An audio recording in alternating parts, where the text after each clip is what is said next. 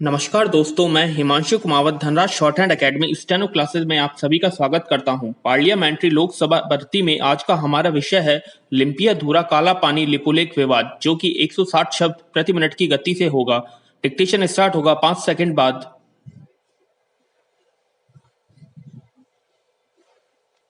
Start. Bharat Nepal के बीच एक बार फिर से सीमाओं को लेकर विवाद हो गया है। इस बार विवाद का कारण है सड़क। ये सड़क उत्तराखंड नेपाल की सीमा के पास घटिया बगड़ से लिपुलेख दर्रा के बीच बन रही है। इसकी लंबाई 80 किलोमीटर है। नेपाल 3 दिशाओं से भारत से घिरा हुआ है, पूरब, पश्चिम और दक्षिण। भारत नेपाल के बीच 1800 किलोमीटर लंबी सीमा है। उसके बाद भी विवाद क्यों? तो उसका कारण है लिपुलेख को नेपाल अपना हिस्सा बता रहा है और इस सड़क निर्माण पर आपत्ति जता रहा है। विराम। हम भारत नेपाल सीमा विवाद को आगे समझेंगे, पर उससे पहले समझते हैं ये सड़क क्यों बनाई जा रही है। दरअसल हर साल लाखों श्रद्धालु कैलाश मानसरोवर यात्रा के लिए जाते हैं। ये कैलाश मानसरोवर है तिब्बत में, वही तिब्बत जिस पर चीन अपना अधिकार बताता है। कैलाश मानसरोवर जाने के हमारे पास 3 रास्ते हैं। पहला रास्ता सिक्किम का नाथुला दर्रा, विराम। दूसरा रास्ता है नेपाल और तीसरा रास्ता है उत्तराखंड। सिक्किम के नाथुला दर्रे से कैलाश मानसरोवर के बीच करीब 900 किलोमीटर दूरी का अंतर है, जबकि नेपाल के जरिए मानसरोवर यात्रा काठमांडू से शुरू होती है और यहां से मानसरोवर तक की दूरी 540 से ज्यादा है, जबकि उत्तराखंड से लिपुलेख से मानसरोवर यात्रा 90 किलोमीटर है। नेपाल और सिक्किम के रास्ते मानसरोवर आने जाने में 20 दिन से ज्यादा लगता है और लिपुलेख में सड़क बनने से अब ये यात्रा सिर्फ 3 दिन में ही हो सकेगी। इसलिए सिक्किम और नेपाल की तुलना में उत्तराखंड वाला रास्ता सबसे छोटा है। इसका दूसरा फायदा यह भी है कि बाकी दोनों रास्तों के मुकाबले इसका ज्यादातर हिस्सा भारत में ही आता है। विराम। इस सड़क का उद्घाटन 8 मई को रक्षा मंत्री राजनाथ सिंह ने वीडियो कॉन्फ्रेंसिंग के जरिए किया था। उसके बाद ही नेपाल ने इस सड़क निर्माण पर आपत्ति जताई। लिपुलेख दर्रा भारतीय सीमा के एकदम आखिर में है। ये वहां बना है जहां भारत नेपाल और चीन तिब्बत की सीमा आकर मिलती है। 8 मई को राजनाथ सिंह ने जब सड़क का उद्घाटन किया तो उसके अगले दिन यानी 9 मई को विदेश मंत्रालय ने प्रेस रिलीज जारी कर इस पर आपत्ति जताई।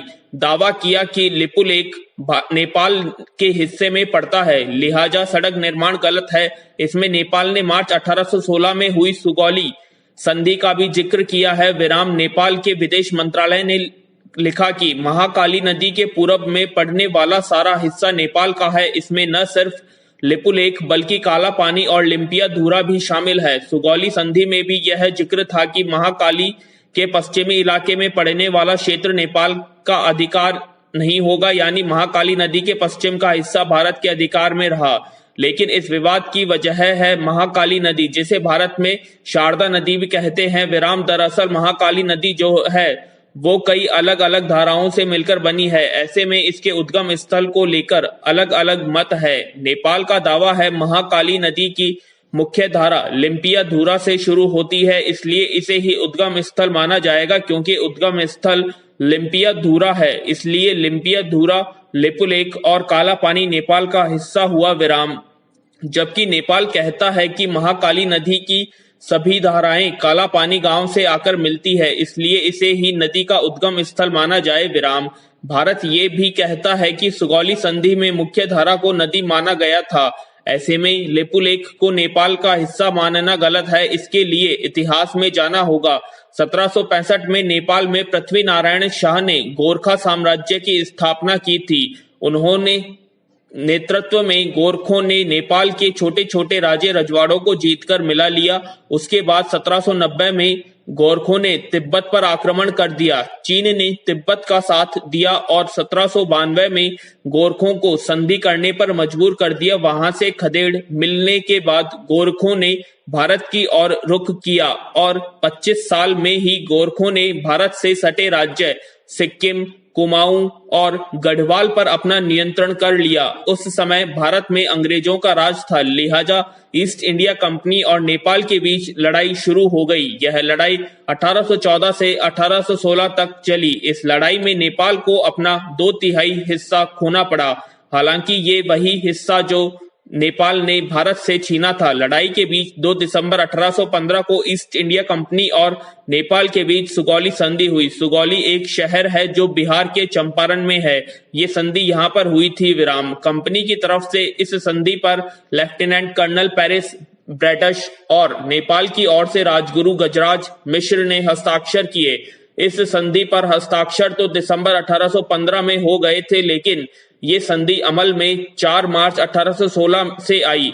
इस संधि के तहत नेपाल को सिक्किम, गढ़वाल और कुमाऊं से अपना नियंत्रण छोड़ना पड़ा। अंग्रेजों से लड़ाई से पहले तक नेपाल ने पश्चिम में सतलज नदी और पूरब में तीस्ता नदी तक खुद को फैला लिया था, लेकिन बाद में ये पश्चिम में महाकाली और पूरब में मैची नदी तक सीमित हो गया। सुगौली संधि में ये तो तय हो गया कि नेपाल की सरहद पश्चिम में महाकाली और पूरब में मैची नदी तक होगी, लेकिन इसमें नेपाल की सीमा तय नहीं हुई थी। इसका नतीजा यह है कि आज भी भारत नेपाल सीमा पर 54 ऐसी जगह हैं जहां दोनों देशों को लेकर विवाद होता रहता है। इनमें काला पानी, लिम्पिया धूरा, सुस्ता, मैची क्षेत्र, टनकपुर, संदकपुर, पशुपति नगर, हिलेथौरी जैसे प्रमुख स्थान हैं। ऐसा अनुमान है कि विवादित स्थानों का क्षेत्रफल करीब 60,000 हेक्टेयर होगा।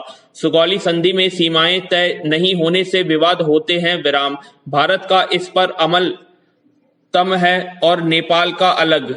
हालांकि एक बात यह भी है कि भारत सालों से लिपुलेख को अपने मानचित्र में दिखाता आ रहा है। ईस्ट इंडिया कंपनी और नेपाल के बीच जो सुगौली संधि हुई थी उसमें था कि महाकाली नदी के पश्चिम हिस्से पर नेपाल का अधिकार नहीं है। सड़क का निर्माण भी इसी पश्चिम हिस्से में हो रहा है। नेपाल के हिस्से में महाकाली नदी का पूर्वी हिस्सा आ जाता है, लेकिन नेपाल सरकार का कहना है कि सुगौली संधि में जिस महाकाली नदी का उल्लेख है उसमें उसका पश्चिमी हिस्सा भी शामिल है, जिस पर भारत ने अपना अधिकार जमा रखा है। विराम। भारत और नेपाल के सीमाओं को लेकर सालों से विवाद चला आ रहा है। आजादी के बाद 1962 में भारत चीन युद्ध के बाद भी नेपाल ने लिपुलेख पर दावा ठोका था। विराम।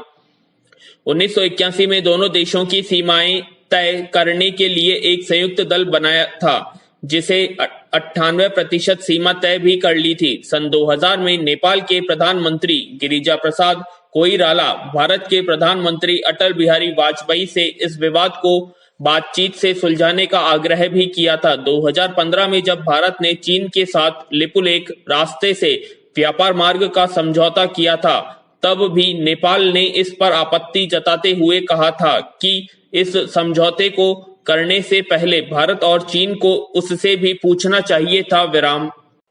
तो कैसी लगी आपको डिक्टेशन? कमेंट बॉक्स में कमेंट करें, लाइक करें, शेयर करें और सब्सक्राइब करें। धन्यवाद।